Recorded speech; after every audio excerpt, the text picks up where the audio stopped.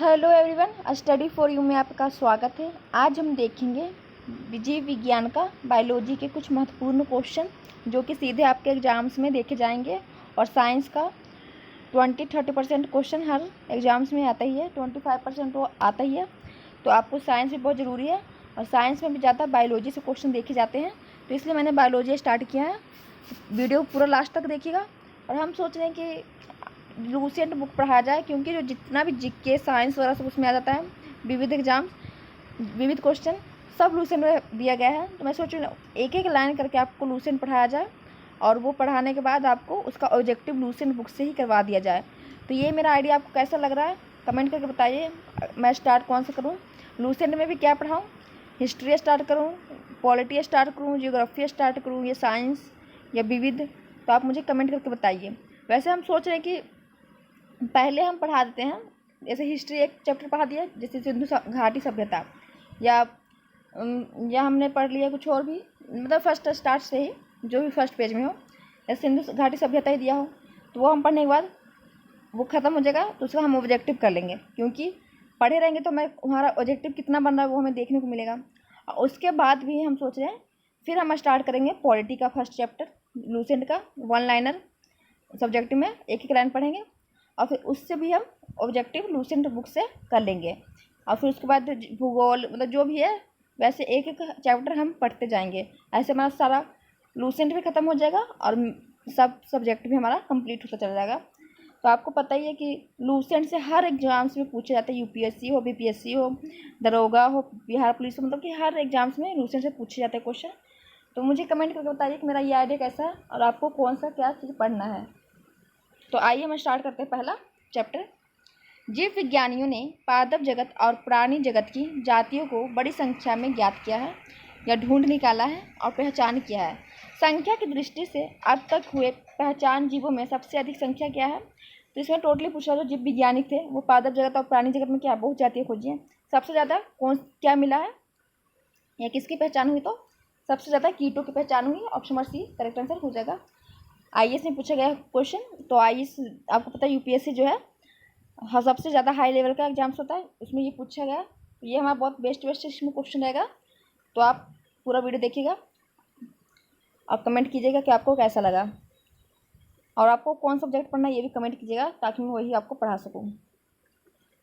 Amoeba विभंजन द्वारा जनन करता है। जो अमीबा क्या है, अमीबा आपने देखा ही होगा, 10th में भी हमारा पढ़ने का होता है प्रैक्टिकल में। ये अमीबा है, ये प्रजनन कैसे करता है, टूट टूट के ऐसे प्रजनन करता है वो। तो एक दिन क्या होता है, ये दोनों अलग हो जाता है। तो अमीबा प्रजनन करता है। सभी एक कोशीय जीव अलैंगिक विधियों से जनन करते हैं। तो अमीबा क्या विभंजन द्वारा जनन करता है, और सभी जो एक कोशीय जीव है वो अलैंगिक विधियों से जनन करता है। तो इसमें क्या ए और आर हमारा दोनों सही है। जो आर क्या है, ये आर ए का अस्टिपष्टीकरण कर रहा है। तो ऑप्शन नंबर ए हो जाएगा हमारा करेक्ट आंसर। गर्म रुधिर वाले जंतु वे होते हैं, 2 क्वेश्चन हमने कर लिए। हाँ, गर्म रुधिर वाले जंतु वे होते हैं जो अपने शरीर के तापक्रम को क्या रखते हैं। तो जो गर्म रुधिर क्या होता है, रुधिर मतलब खून होता है। तो जो गर्म खून वाले जंतु होते हैं वो अपने तापमान को हमेशा क्या है एक जैसा ही बनाए रखते हैं। तो इसमें हमारा क्या हो जाएगा, वातावरण के तापक्रम से नीचे रखते नहीं। वातावरण में अगर टेम्परेचर ज़्यादा है तो उससे कम टेम्परेचर में रखेंगे, ऐसा कुछ नहीं है।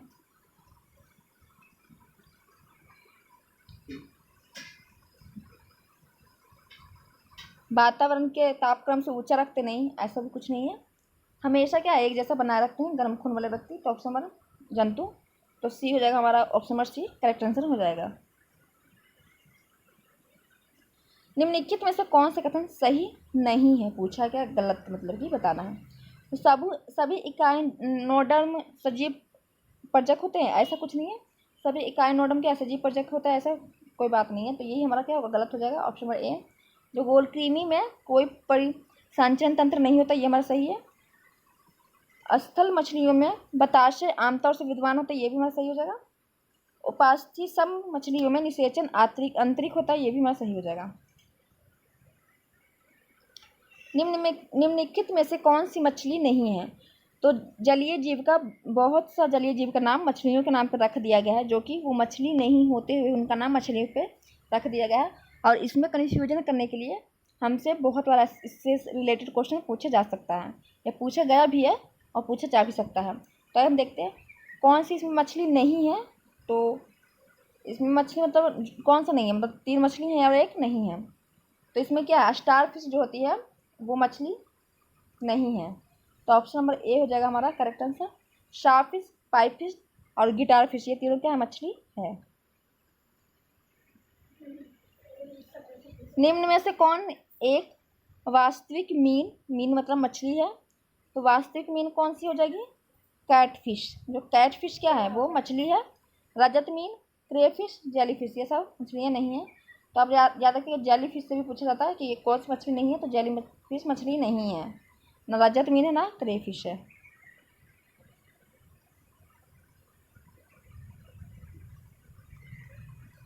निम्न में से कौन सी वास्तविक रूप से मछली है?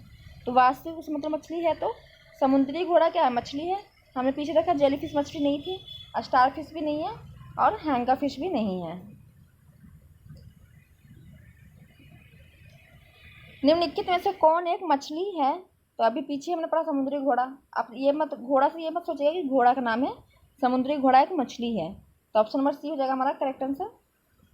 ये क्वेश्चन बहुत बार पूछा गया कन्फ्यूजन करने के लिए, और आगे भी पूछ सकते हैं। सबसे बड़ा स्तनपायी कौन सा है? तो जो व्हेल मछली होती है वो सबसे बड़ा स्तनपायी होती है। तो ऑप्शन नंबर ए हो जाएगा करेक्ट आंसर। चैनल पर नए हैं तो सब्सक्राइब और शेयर जरूर कीजिएगा, ताकि आप मुझे सपोर्ट कीजिएगा, ताकि मैं आपको और अच्छे अच्छे वीडियो बना के दे सकूँ, अच्छी अच्छी चीज़ पढ़ा सकूँ, जिससे कि आपका भी सिलेक्शन हो जाए फटाफट। और आप सब मुझे कमेंट करके बताइए कि हाँ मेरा सिलेक्शन हो गया मैम, मुझे बहुत खुशी होगी। इसलिए आप पूरा वीडियो देखिए। व्हेल निम्न वर्गों में से किस वर्ग का प्राणी है? तो अभी हमने पीछे देखा जो व्हेल मछली वो स्तनपायी होती है। तो ऑप्शन नंबर बी हो जाएगा हमारा करेक्ट आंसर।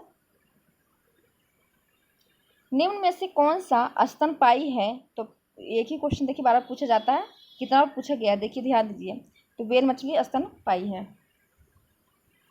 निम्न प्रजातियों में से कौन सी दांत वाली व्हेलों में विशालतम है? तो मतलब जो दांत वाली है वो सबसे बड़ी व्हेलों में से कौन सी विशाल है? फिनबैंक, ब्लू व्हेल नहीं, और देखते हैं ऑप्शन में। हाँ, अस्पर्म व्हेल हो जाएगा। अस्पर्म व्हेल जो है कि बहुत दांत वाली बड़ी व्हेल है। तो ऑप्शन नंबर सी हो जाएगा हमारा करेक्ट आंसर। हम्प व्हेल भी नहीं होगा। निम्नलिखित में से कौन अंडे देते हैं और सीधे बच्चे नहीं देते हैं? तो इसमें अंडे कौन देते हैं? इक्विडीना। इक्विडीना जो होती हैं वो अंडे देती हैं, बच्चे नहीं देती सीधा। तो ए हो जाएगा करेक्ट आंसर। उड़ने वाला स्तनपायी कौन है? तो इसमें उड़ने वाला स्तनपायी कौन सा हो जाएगा? चमगादड़ हो जाएगा ऑप्शन नंबर डी। चमगादड़ क्या है, स्तनपायी है और यह उड़ता भी है। निम्नलिखित उड़ने वाले जीवों में से कौन सा पक्षी वर्ग में नहीं आता है? तो पक्षी में कौन सा नहीं आता है? तो कौवा तो पक्षी है, तोता भी पक्षी है, चील भी पक्षी है। जो चमगादड़ है वो क्या है, स्तनधारी या स्तनपायी में आता है। तो ऑप्शन नंबर ए हो जाएगा स्तनपायी में कौन आता है, चमगादड़। तो यही हमारा नहीं हो जाएगा, पक्षी वर्ग में नहीं आता है। तो ये हो जाएगा करेक्ट आंसर। निम्नलिखित जंतुओं पर विचार कीजिए। इसमें क्या स्तनपायी बताना है, स्तनधारी बताना है। मीन जो समुद्री घोड़ा क्या है, मछली है। तो मछलियाँ क्या अंडे देती हैं। स्तनधारी क्या आती है, जो बच्चे देती है, अंडे नहीं देती हैं। समुद्री घोड़ा क्या है, अंडे देती है क्योंकि मछली है। समुद्री गाय यह क्या बच्चे देती हैं, और समुद्री सिंह भी क्या है, स्तनपायी है। तो दोनों एक और तीनों जगह हमारा करेक्ट आंसर होना चाहिए बी।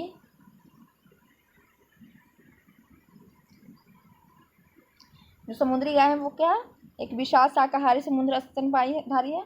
और समुद्री घोड़ा क्या है, एक कशेरुकी मछली है। और समुद्री सिंह क्या है, ये भी एक स्तनधारी है। इसमें डिफिनेशन में दिया गया है। डॉल्फिन वर्गीकृत किए जाते हैं। तो डॉल्फिन भी स्तनी में वर्गीकृत किए जाते हैं। बीपीएससी का पूछा क्वेश्चन है। तो ऑप्शन नंबर डी हो जाएगा करेक्ट आंसर। निम्नलिखित में से कौन सील जाति की है? तो कौन सी सील जाति की है? तो स्तनपायी, डी हो जाएगा करेक्ट आंसर सील।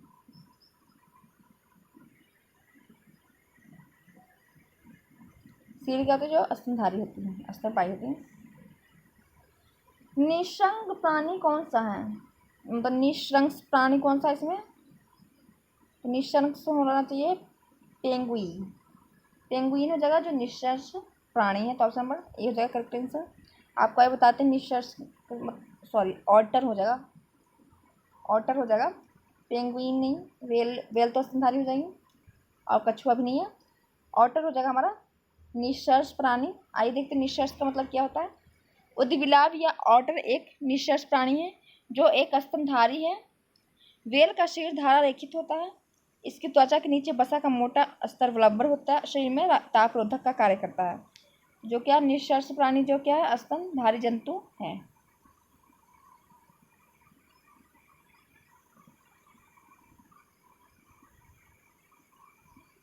तो आइए देखते हैं इसमें हमारा निम्नलिखित प्राणियों पर विचार कीजिए।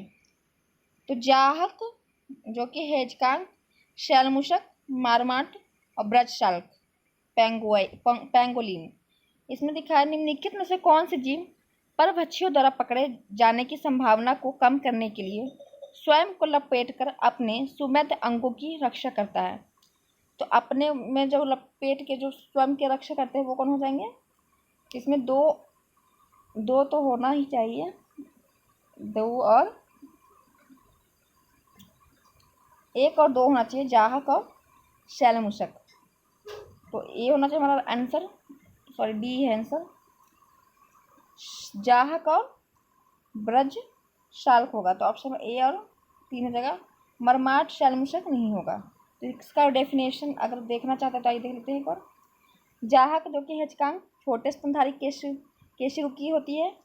जब ये डरते हैं तो दुश्मन से अपनी रक्षा हेतु स्वयं को एक गेंद की भांति मोड़ लेते हैं। आप जाके सीधा चाक का एक फोटो देख लीजिए ताकि आपको हमेशा के लिए याद हो जाए, जिससे इसकी त्वचा पर बने शार्प कांटे के रूप में परिवर्तित हो जाते हैं।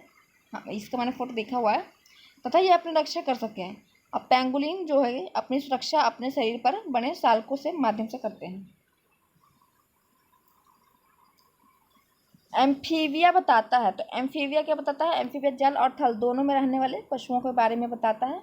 ऑप्शन नंबर डी हो जाएगा हमारा करेक्ट आंसर।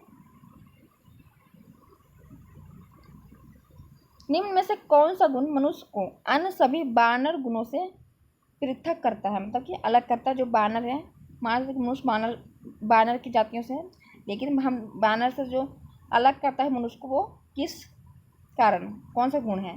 तो जो जानने की इच्छा प्रकट करना, यही मनुष्य में क्या है? जानने की इच्छा ज़्यादा प्रकट करते हैं। जैसे कि कोई भी चीज़ के बारे में एकदम बहुत चीज़ जानना चाहते हैं, इसलिए तो जानने की इच्छा को प्रकट करना क्या है? वानर गुणों में और मनुष्य के गुणों में अलग करता है। तो ये हमारा हो जाएगा करेक्ट आंसर।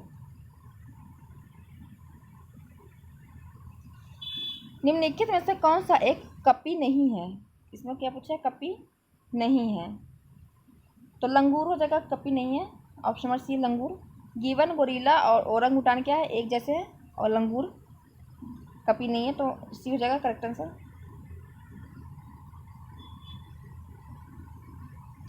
आप इसका डिफिनेशन देखना चाहते तो देख लीजिए कपी क्या होता है। कपी प्राणी जगत में हेमिनोइडिया महापरिवार की सदस्य जानवर जातियों को कहा जाता है। इनकी 2 शाखाएं होती हैं। ये देखिए नोट, ये लाइन बहुत आपके लिए इंपॉर्टेंट है। हीन कपी या छोटे होते हैं, जो हीन कपी होते हैं, तो हीन मने छोटा, तो या छोटे होते हैं। इसका आकार कपी होते हैं, जैसे गिवन क्या है? एक छोटा कपी है। अब महाकपी में बड़े आकार वाले मानवनुमा कपी होते हैं, जैसे चिंपैंजी, गोरिल्ला, मनुष्य, ओरांगुटान, ये क्या है? महाकपी है। लंगूर कपी वर्ग में नहीं बल्कि बानर वर्ग में शामिल किया जाता है।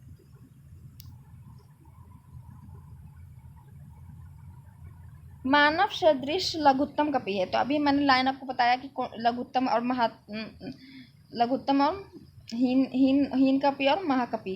तो उसे कपी पूछ रहा, लघु मैंने छोटा, तो छोटा में से हमने अभी क्या पढ़ा था? गिवन क्या था? ये छोटे में से था। और चिंपैंजी, गोरिल्ला, ओरंगुटान और मानव क्या थे? बड़े कपी थे। इसमें ऑप्शन नंबर ए हो जाएगा करेक्ट आंसर। नील गाय निम्नलिखित में से कुल में आती है, तो जो नील गाय है वो कौन से कुल में आती है? वह हिरन के कुल में आती है। ऑप्शन नंबर डी हिरन हो जाएगा करेक्ट आंसर। निम्नलिखित में से किन जंतु में खुर नहीं पाए जाते हैं? तो खुर नहीं पाए जाते हैं गीदड़ में, ऑप्शन नंबर बी गीदड़ हो जाएगा राइट आंसर। ऑक्टोपस क्या है? तो ऑक्टोपस एक मृद कवची मोलस्क है, तो ऑप्शन नंबर डी हो जाएगा, ऑक्टोपस एक मृद कवची मोलस्क है। सबसे बड़ा अकशेरुकी क्या है? तो सबसे बड़ा अकशेरुकी भी ऑक्टोपस ही होगा, option number A, option number B हो जाएगा, सॉरी अस्कार्बिड हो जाएगा। सबसे बड़ा एक अकोशी होता है, अकोशी कौन सा है? तो अस्कार्बिड है, ऑप्शन नंबर बी। टिक और माइट वास्तव में होते हैं, जो टिक और माइट होते हैं वो वास्तव में क्या होता है? वो मकड़ी वंश के होते हैं, ऑप्शन नंबर ए। सब देखिए अधिकतर क्वेश्चन इसमें IAS का पूछा हुआ है, देखो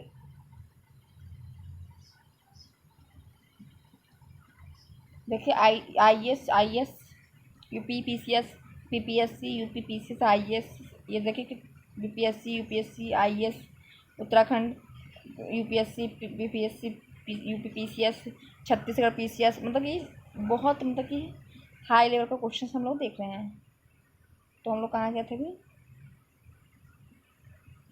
हाँ मैंने ये पढ़ा दिया था, लेकिन हमें अभी इधर जाना है।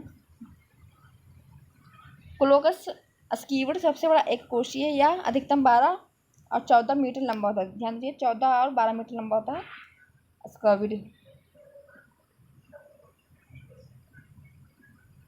निम्नलिखित में से कौन सा जीव निष्पंदीय भोजी फीडर है? तो फीडर इसमें क्या हो जाएगा? शिप हो जाएगा, ऑप्शन नंबर सी हो जाएगा शिप राइट आंसर। इस वीडियो को आप 3 बार देखिए ताकि आपको ध्यान रहे, क्योंकि ये आप बहुत बार भूल सकते हैं। इसमें जो अगर आपने बहुत बार पढ़ा हुआ तो आपको तो एक बार देख के याद हो जाएगा, लेकिन आपने इसके बारे में नहीं पढ़ा तो आपको 3 बार वीडियो देखना पड़ेगा ताकि आपको अच्छे से याद हो जाए। निम्नलिखित में से कौन सा एक जीव अन्य तीनों के वर्ग से अलग है? तो वर्ग से अलग कौन सा हो जाएगा? देखिए IAS का ये पूछा हुआ क्वेश्चन है प्री में। तो सबसे अलग कौन सा है? केकड़ा क्या हो जाएगा? अलग हो जाएगा। बिच्छू, मकड़ी और बरूथी क्या है? एक जैसे हैं। देखिए केकड़े का वर्ग क्या है? मोलस्कोस्ट्रेका है। बरूथी का वर्ग एरेक्निडा है, एरेक्निडा बिच्छू का भी मकड़ी का भी है, तो इसलिए केकड़ा क्या है? अलग हो जाएगा। कंकड़नाथ एक किस्म है, तो कंकड़नाथ एक मुर्गे का किस्म है। मैंने ये आपको देखिए ये क्या कहते हैं, जानवरों के प्रमुख फसल में एक मैंने लेक्चर लिया हुआ, उसमें बहुत से मतलब कि जानवर के मैंने किस्म बताए गए हैं। उसमें मुर्गे का भी मैंने 10-12 किस्म बताए हैं, तो आप जाके उस वीडियो को वॉच कीजिए और उसका PDF मैंने टेलीग्राम पे डाला हुआ है, तो आप जाके टेलीग्राम ज्वाइन कीजिए और उससे PDF डाउनलोड कीजिए।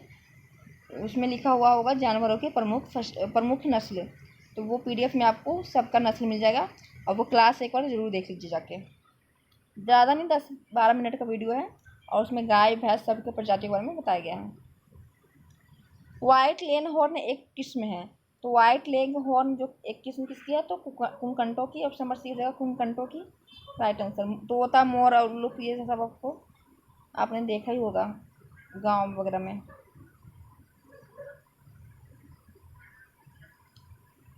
ये हमने देख लिया था। टिक और माइट वास्तव में होते हैं, तो क्या होते हैं? मकड़ी वंशी होते हैं। जुगनू एक होता है क्या? तो जुगनू क्या एक कीट है, जैसे मक्खी वगैरह कैसे एक कीट है, मक्खी हो जाएगा, मच्छर, ये सब क्या कीट में आ जाता है, तो जुगनू भी क्या है? कीट है।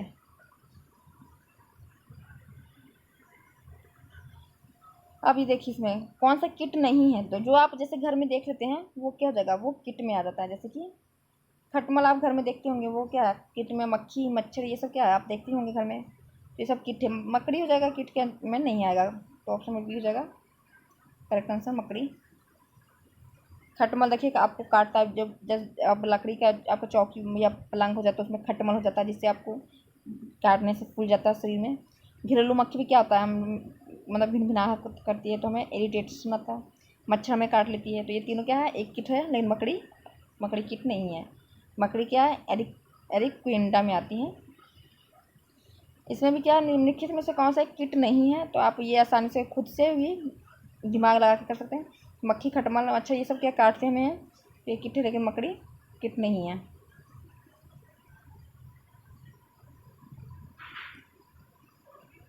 मकड़ी कीट से भिन्न होती है क्योंकि मकड़ी में पाई जाती है, तो मकड़ी में 8 टांगें पाई जाती हैं और कीट में कितने 6 टांगें पाई जाती हैं। तो ये मकड़ी इसलिए अलग है क्योंकि इसमें 8 टांगें भी पाई जाती हैं और कीट में 6 टांगें पाई जाती है, ये ध्यान दीजिएगा। निम्नलिखित में से कौन सा कीट नहीं है? तो रिपीटेड क्वेश्चन है। मकड़ी, तितली, तिलचट्टा, मच्छर, ये सब क्या कीट हैं। निम्नलिखित में से कौन सा एक रक्त सफ़ेद होता है? तो रक्त सफ़ेद आप देखेंगे, तिलचट्टा आपने कभी देखा होगा, तो उसमें हमारा जो वो अगर मार देते हैं या मर जाता है वो, तो उसमें वाइट निकलता है। तो वो तिलचट्टा में क्या होता है? सफ़ेद ब्लड होता है। तो रक्त क्या है? सफ़ेद होता है तिलचट्टा में। तो बी हो जाएगा करेक्ट आंसर। जब चींटियाँ काटती है तो वह अतःक्षेपित करती है। तो जब हमें चींटी काटती है तो उससे हमें फॉर्मिक एसिड निकलता है, मतलब फॉर्मिक अम्ल निकलता है।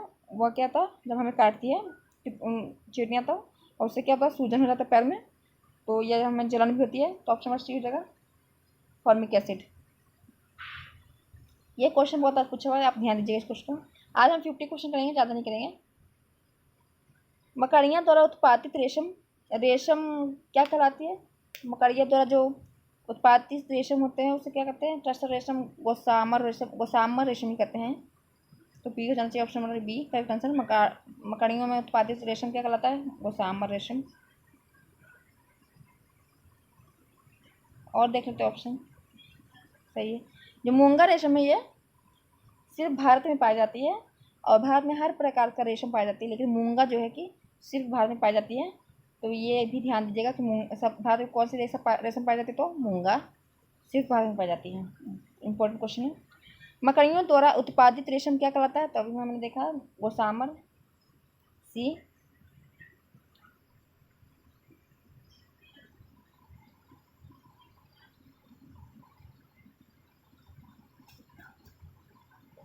निम्नलिखित पर विचार कीजिए, इनमें से कौन सा सही बताना है हमें। फीता कृमि उभयलिंगी है। गोल कृमि के अलग अलग लिंग सेक्स होते हैं। फाइलेरिया शुद्ध कृमि है। तो ये तीनों हमारा सही हो जाएगा, बी हो जाएगा करेक्ट आंसर। गिनी कृमि एलिनिड है, ये गलत है। तो ऑप्शन नंबर बी हो जाएगा करेक्ट आंसर। आइस का पूछा हुआ क्वेश्चन है ये। ये जो सब्जेक्ट है इससे आइस में ही बहुत बार मतलब टफ है, एग्जाम्स होता है। तो इस जो चैप्टर में अधिकतर आइस ही पूछा जाता है। निम्नलिखित में से किस ग्रुप के जंतु प्राय रात्रि चर होते हैं? मतलब रात्रि में चरते हैं, या रात्रि चर। तो घरेलू मक्खी क्या आप रात में नहीं देखते हैं? सॉरी, रात्रि चर तो है, इन दिन में घरेलू मक्खी नहीं देखते हैं, देखते हैं हम। तो ये हमारा गलत हो जाएगा। मच्छर, चमगादड़ और उल्लू। तो उल्लू आपको देखिएगा, उल्लू को रात को दिखाई देता है, तो उल्लू हमें रात में दिखाई देती है ज़्यादातर। चमगादड़ भी आपको रात में ज़्यादातर दिखाई देगी, और मच्छर भी हमें रात में ज़्यादा परेशान करती है। तो ये तीनों ही रात्रि चर हो जाएंगे। ऑप्शन नंबर बी हो जाएगा करेक्ट आंसर। मच्छर तो रात में दिखाई देती है ज़्यादातर, दिन में भी दिखाई देती है नहीं। गुराइया हिरन तो दिन में भी हम देख सकते हैं। उल्लू, चमगादड़ ये दोनों तो रात में दिखाई देती है, लेकिन कुत्ता क्या दिन में नहीं दिखाई देता? कुत्ता दिन में भी। तो इसमें हमारा सी बी हो जाएगा करेक्ट आंसर।